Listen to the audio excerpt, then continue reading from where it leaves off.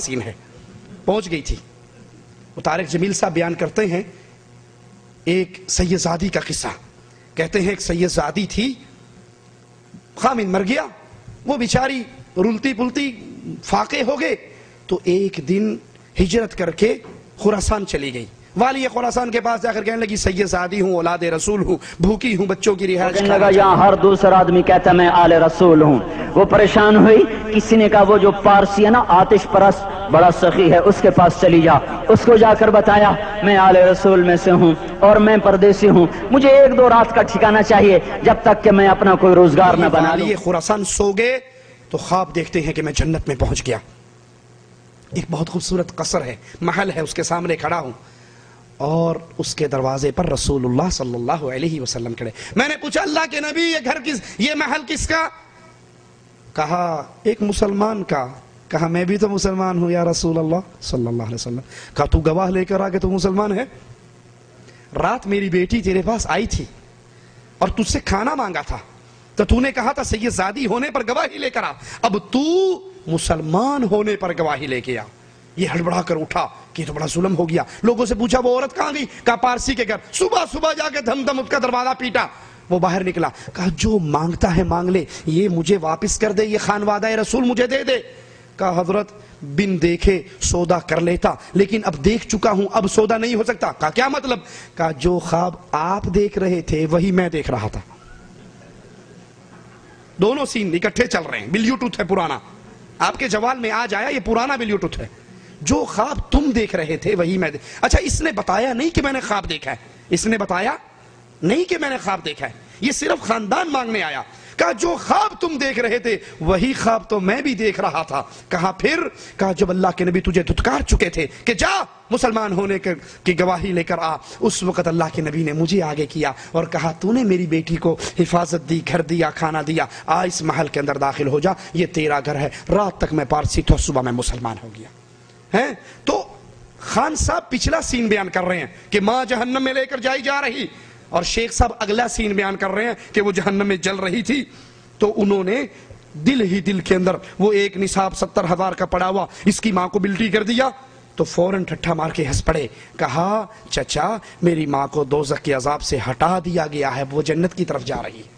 یہی عقیدہ علم غیب کا کہ ہمارے پیروں کو، ہمارے بزرگوں کو، ہمارے بڑوں کو اس دنیا میں رہتے ہوئے ساری باتوں کا علم ہو جاتا ہے۔ جنت جہنم ان کے سامنے، کائنات کو اپنے ناخن کے اس انگوٹھے میں دیکھتے ہیں، ہر چیز کا انہیں علم ہے، جو ہونا ہے اس کا بھی علم ہے، جو ہو چکا ہے اس کا بھی علم ہے، جو ہونے والا ہے اس کا بھی علم ہے۔ اور رسول اللہ صلی اللہ علیہ وسلم کے پاس 70 قاری مانگ کے لے جانے والے لے جاتے ہیں، انہیں شہید کر دیا جاتا ہے، تو نبی کو یہ علم غیب کیوں نہ ہوا؟ لا حول ولا قوة الا باللہ۔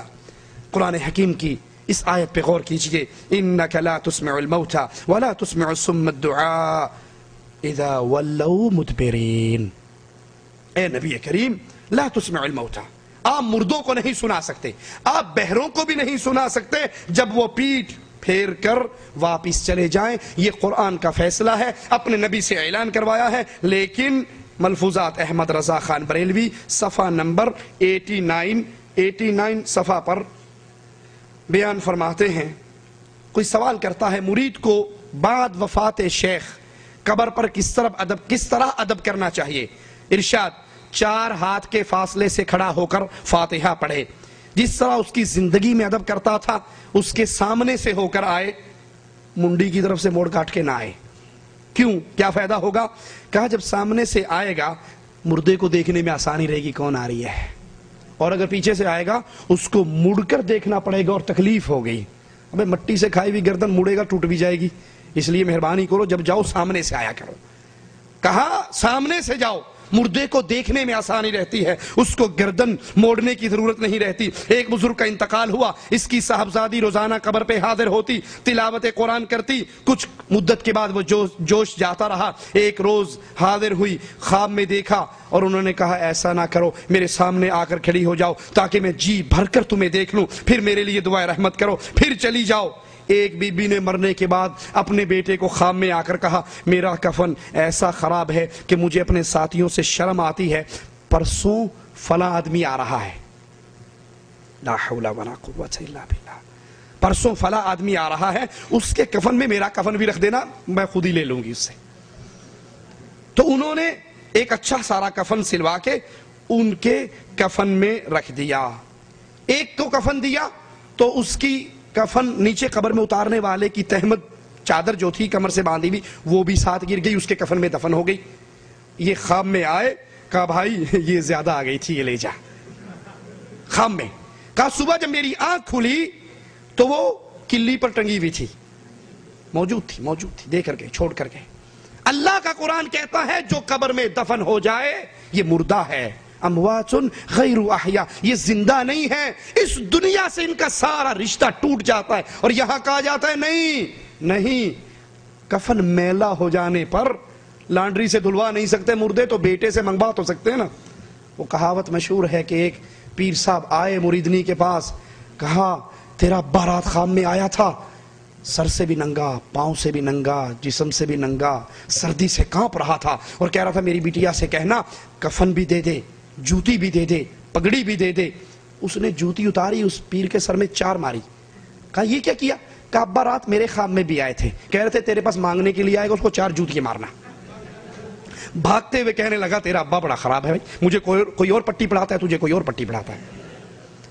कुरान की आयत तो टोक इन्नका ला तुस्मिउल मौता, आप मुर्दों को नहीं सुना सकते, ये मुर्दा है, ये जिंदा नहीं है, इन्हें शऊर नहीं है क़यामत कब कायम होनी है, उठाया कब जाना है। इस दुनिया से इनके रिश्ते टूट चुके हैं और यहां उलमाए बरेली मैला कफन चेंज करवा के नया पहना रहे हैं, उनसे बातें भी कर रहे हैं। अब यही अकीदा जो इन हजरतों का था, वही अकीदा शेखुल हदीस ज़िक्रिया साहब बयान फरमाते हैं कि एक बुजुर्ग जो मेरे वालिद के दोस्त और खुदाम में से थे, बड़े साहिब कश्फ थे, कश्फ कुबूर में बहुत बड़े हुए थे। वालिद के इंतकाल के दूसरे दिन उनकी कब्र पे हाजिर हुए तो वालिद ने कहा, उनसे 3 बातें कही। पहली बात, वालिद साहब के मुखालिफिन बहुत ज्यादा थे, तो कहा मौलवी ज़िक्रिया से कह दो इसकी फिक्र ना करो, ये तेरा कुछ नहीं बिगाड़ सकते, अपना ही नुकसान करेंगे। वालिद साहब पे कर्जा बहुत था, मांगने वाले बहुत थे, कहा फिक्र ना करो मैं इसको अदा कर चुका हूं।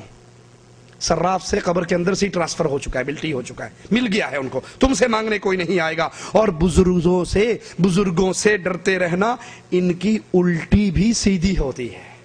ये उल्टी भी बोले ना, तुम्हें उल्टी लगेगी, हकीकत में सीधी, हकीकत में सीधी। वो गंज शक्कर हमारे पाकिस्तान के, उनके पास से एक ऊंटों का काफिला गुजरा जो गुड़ों से भरी हुई बोरियां थी, गंज शक्कर उसका नाम यहीं से पड़ा, बाबा गुलाम फरीद गंज शक्कर। तो पूछते हैं ऊंट वाले से ये क्या ले जा रहा है? उसने कहा मौलवी है कहीं मांग ना ले। उसने कहा पत्थर ले जा रहा हूं। कहा अच्छा पत्थर ही होंगे। अब घर गया, उतारने के लिए जब गोदाम में रखा, जिस बोरी को चेक करे पत्थरों की भरी हुई था गुड़। बड़ा परेशान हुआ कि वो पीर की उल्टी की भी सीधी पड़ गई। वापिस आया, रोया पीटा, का हजरत मारा गया। कहा क्या हुआ? कहा वो मैंने झूठ बोला था, उसमें गुड़ था, मैंने आपसे कहा पत्थर होंगे, पत्थर हैं, तो आपने कहा पत्थर ही होंगे, तो सारा गुड़ ही पत्थर बन गया। कहा उसमें गुड़ था? कहा हाँ। कहा गुड़ ही होगा?